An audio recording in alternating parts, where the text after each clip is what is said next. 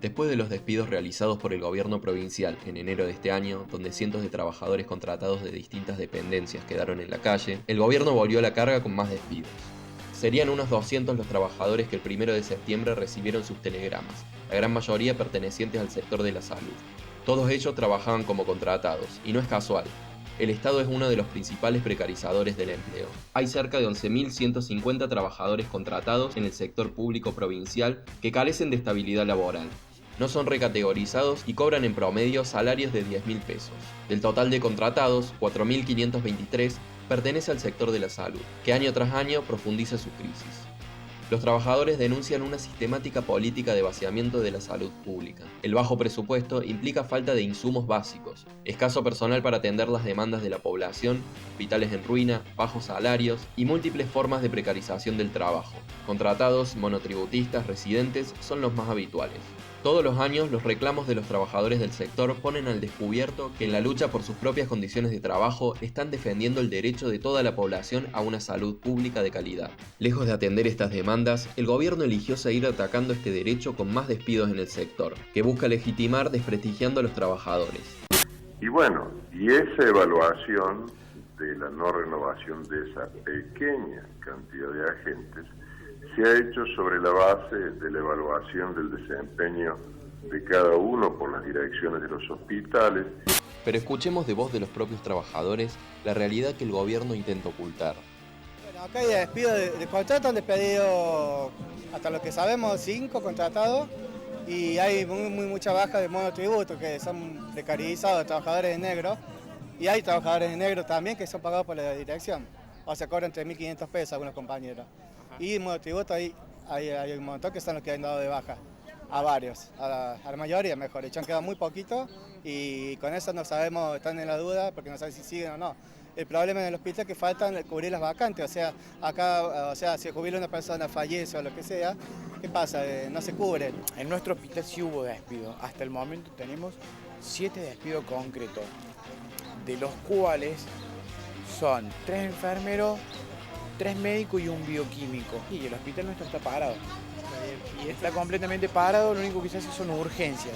En nuestro hospital particularmente no hay despidos porque bueno, nosotros venimos de una pelea de hace un mes, una pelea por, incluso nosotros ganamos 3 contratos de 3 médicos porque bueno, la falta de recursos humanos crónica que hay, sobre todo en salud mental, pero sí hay 5 despidos en el hospital de Cruz del Eje, del sector de salud mental. Estamos exigiendo también incorporación, necesitamos por lo menos 10 psicólogos y 10 enfermeras más, por lo menos. En mi dependencia, según lo que dice la propia patronal y el Sindicato de Empleados Públicos, no tuvimos despidos porque no tuvimos despidos de contratos largos. Ahora, nosotros en este año hemos perdido 8 compañeros en junio y ahora la semana que viene otros 7 compañeros más que fueron contratados para cubrir el invierno también se van a ir. Eso lo que implicó para el hospital, por ejemplo, fue que cuando se fueron las 4 enfermeras de las 8 de junio, 4 eran enfermeras. Las 4 enfermeras se redujeron 5 camas de la sala de internación. Cuando ahora se vayan los 7 dentro de la semana que viene, se bajan 6 camas de la terapia intensiva. Entonces eso significa menos salud pública para la población. Si vos a un hospital que le está faltando de 30 a 50 personas, le seguís sacando gente, a lo que nosotros decimos que esto es una clara política al vaciamiento.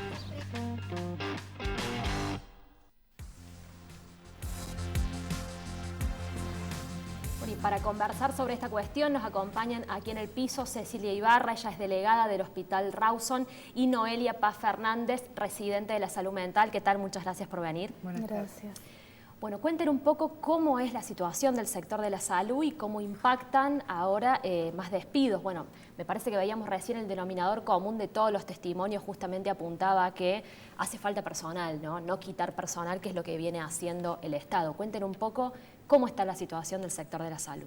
Bueno, nosotros siempre estamos al frente de reclamos como por ejemplo insumos, la falta de medicamentos, la falta de mantenimiento de la infraestructura hospitalaria y también de la aparatología. Y bueno, todas esas falencias las cubríamos únicamente con nuestro ingenio, con nuestro esfuerzo, con nuestra sobrecarga. Así veníamos trabajando, digamos, de manera muy precaria, especialmente la forma de contratación que tienen los trabajadores. En general se dice que es un 40% de trabajadores contratados, en algunas áreas es hasta el 70%, si vamos a ver el área de enfermería, distintas especificaciones de profesiones.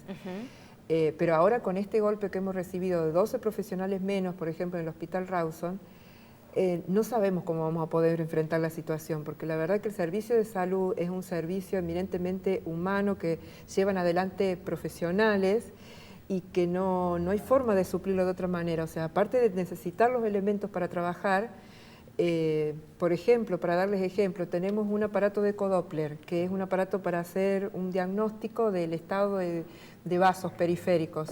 Hay un solo técnico que también está precarizado y que obviamente su trabajo tiene un límite humano, que son 8 horas de lunes a viernes. Entonces los turnos se dan de acá a 2 meses. De acá a 2 meses un paciente diabético es la diferencia entre cortarle la pierna o no. O sea, yo no sé cómo decirles gráficamente lo que significa no tener personal. Claro. Después de las 3 de la tarde no tenemos ecografista. El aparato está y funciona y está en buen estado, pero no tenemos cómo diagnosticar, por ejemplo, pacientes con un abdomen agudo, una paciente ginecológica, por ejemplo, que venga con un embarazo ectópico, y son urgencias, son emergencias que tienen que ver con tomar decisiones rápidas. Entonces eso hay que derivarlo, es todo tan engorroso poder resolver las necesidades de la población en ese punto, y más en una bisagra en la que estamos con tantos despidos, tanto en la parte pública como en la parte privada, que hay mucha gente que no tiene mutual y tiene que acudir sí o sí al hospital público. Claro. Entonces tenemos sobredemanda, tenemos muchas más necesidades que cada vez menos posibilidad de resolver tenemos, y ahora con el recorte de personal directamente el tan anunciado colapso, bueno, ya está presente ahora. Ahora es cuando estamos colapsando. Me parece interesante la relación que planteas vos en relación al contexto general, porque es en los momentos de mayor crisis, ¿no? Y cómo impacta la crisis sobre la población, que aumenta la demanda justamente en los hospitales públicos, ¿no?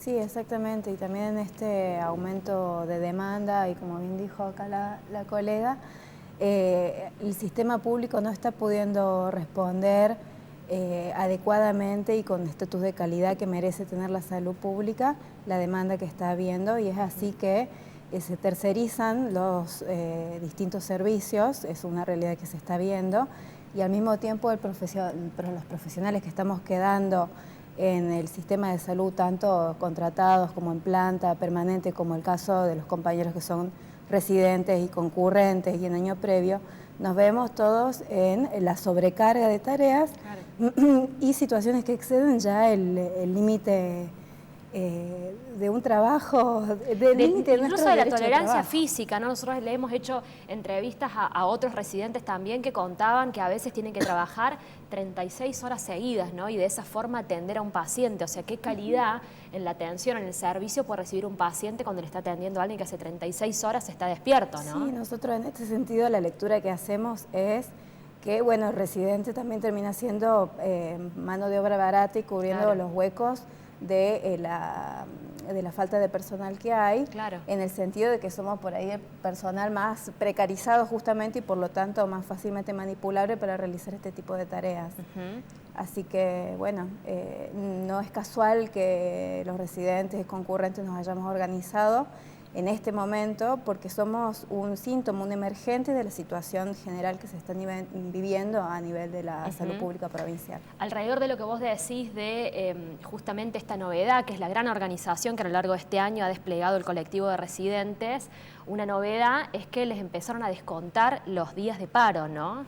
Sí, nosotros la última jornada de protesta que hemos tenido, que fue un paro de 48 horas, fue con aval de los gremios que nos están apoyando, porque nosotros somos una organización autoconvocada de profesionales, o sea que hemos cumplido con todos los requisitos legales para poder hacerlo, digamos, y nos encontramos finalmente en estos últimos días con descuentos que rondan desde los 200 hasta los 1.200 pesos, de manera azarosa, en hospitales, principalmente en el San Roque, en el Misericordia, y en el Funes, también en Río Cuarto. Y bueno, nosotros creemos que estas son puramente medidas persecutorias, ya que nosotros estamos actuando legítimamente y en defensa de nuestros derechos laborales, bajo todos los criterios legales que hay que cumplir para poder efectuar esto actualmente. Así que en concordancia con esto vamos a accionar legalmente en defensa.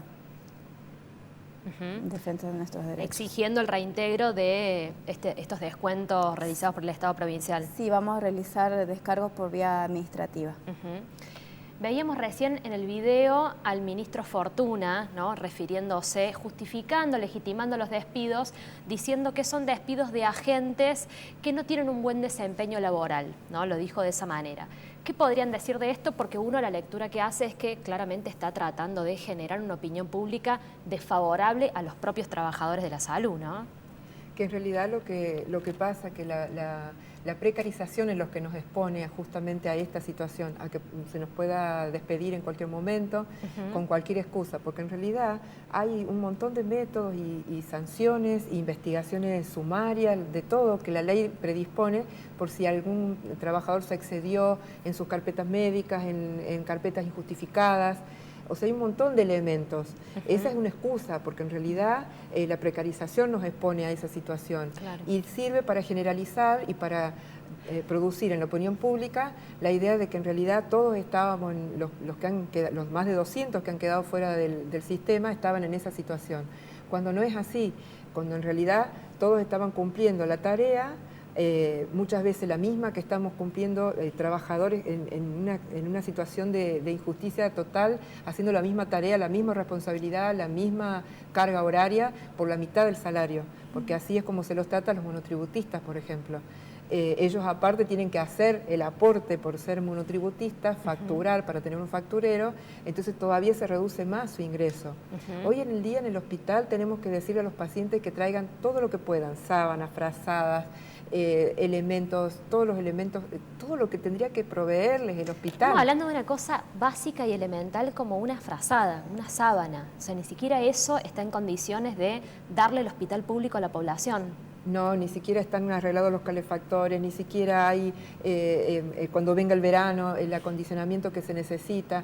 Es muy difícil recuperar la salud en ese sentido. Y aparte que estamos viendo que hay un aumento, se han recortado muchos programas sociales que daban contención y resolución, porque tuvimos los primeros despidos que fue en desarrollo social, que fueron a principio de año, y eso lo estamos viendo, el recorte del PAICOR.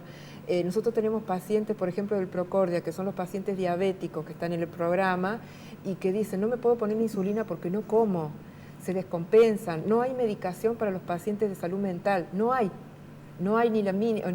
No es que a veces faltaba por un tiempo, no hay medicación. Los pacientes recaen, tienen crisis, llegan pacientes a tener que estar internados que hacía más de 10 años que se los podía contener en su lugar, en su casa, en su barrio, con su familia, y que justamente el que no haya la medicación necesaria hace que recaigan y necesiten internación.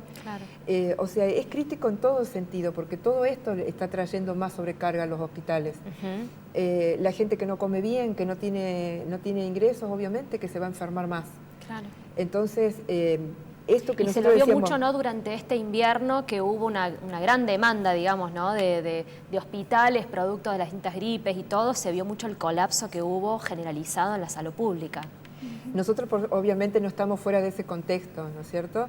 Y bueno, y la reacción que tiene el gobierno es esta, decir, desmentirnos cuando salimos a reclamar los descuentos persecutorios, que también los tuvimos cuando estuvimos los trabajadores de paro. Nosotros nos tratamos de organizar y formar fondos de lucha, y es lo que nos posibilitó, digamos, resarcir a los trabajadores que tuvieron ese descuento, hasta aparte del reclamo administrativo, hasta en un 70 y 80%. O sea, esta lucha no la vamos a poder dejar porque sí o sí la vamos a tener que continuar. Una de las cosas que nos decía una trabajadora de obras sociales, el hospital recibe pacientes mutualizados. Aunque se le trata de dar prioridad al paciente que no tiene otra opción, que no tiene posibilidad, bueno, se reciben pacientes mutualizados porque todavía el hospital tiene ese sobrevalor de la mejor calidad de atención, de que va a tener una buena atención. Entonces, en un hospital chiquito como el Hospital Rawson, las trabajadoras nos decían, nosotros calculamos que hay una facturación de unos entre 600.000 pesos a 800.000 pesos por mes. ¿Dónde va ese dinero? O sea, en Ni tal siquiera mal se compran estado, sábanas, ¿no? No. O sea, así como está de acotado el hospital, produce recursos. El tema es a dónde genera, van. pero no, claro, no vuelven al hospital. En este contexto y frente a estos nuevos despidos anunciados, te quería preguntar sobre todo a vos, Cecilia, que sos delegada allí en el Rawson, ¿qué vienen haciendo los sindicatos? No se ha escuchado ninguna declaración hasta ahora de PIDEN, ¿no?, de defensa de los contratados. ¿Qué vienen haciendo los sindicatos y cómo se vienen organizando allí en los distintos hospitales? Bueno, nosotros hemos visto el papel bastante canallesco que han llevado adelante más que nada el Sindicato de Empleados Públicos, la cúpula del sindicato. Yo no me refiero ni a sus afiliados ni a trabajadores que, bueno, así como pueden optar por la oferta de distintos sindicatos que dan cobertura en el área de salud, pueden ejercer libremente ese derecho, sino a las direcciones sindicales que se han demostrado oficialistas, o sea, siempre siguiendo y aceptando lo que le decía el gobierno que tenían que aceptar, y nos han llevado a este momento, a esta condición tan crítica de deterioro de las condiciones de trabajo, de la precarización y del deterioro del servicio de salud que estamos brindando. Y después, lamentablemente, no hemos podido, las otras direcciones sindicales no se han hecho eco de la urgencia, de la altura de las circunstancias en las que estamos y que necesitamos sí un paro provincial. Necesitamos dar cuenta de esta situación y algunos que tienen alcance nacional, un paro nacional, justamente porque va todo en un marco de circunstancias de tarifazos, de equiparación con las jubilaciones. O sea, es un ataque a todo el sistema y al trabajador en todo aspecto. Sí.